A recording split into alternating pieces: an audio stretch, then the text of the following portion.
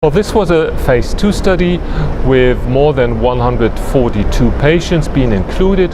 What is important, we're talking about indolent lymphoma, mostly follicular lymphoma. So we do have effective treatments for these patients, essentially antibody-based, anti-CD20-based treatment options and chemotherapy. Now, the patients recruited within this trial already underwent at least 2 prior lines of therapy, so they all had received both chemotherapy or antibodies. And in fact, the majority of them had been refractory to these kind of approaches.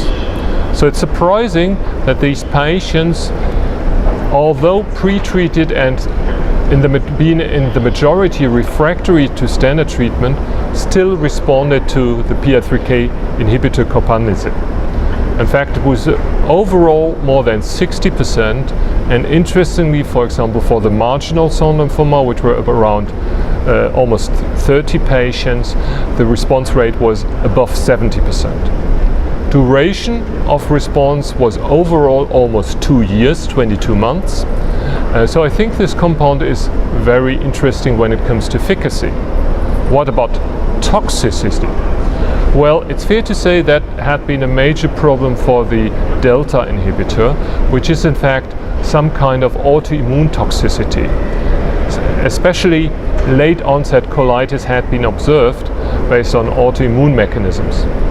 And it's interesting that despite the fact that this is a less specific compound, that we haven't seen any major colitis. There was only 1 case out of 142 patients. In addition, also elevated liver enzymes have been rarely observed, mostly grade 1 till grade 2. Now this might be also due to the fact that we're talking about an IV compound, which is circumpassing essentially the gut passage.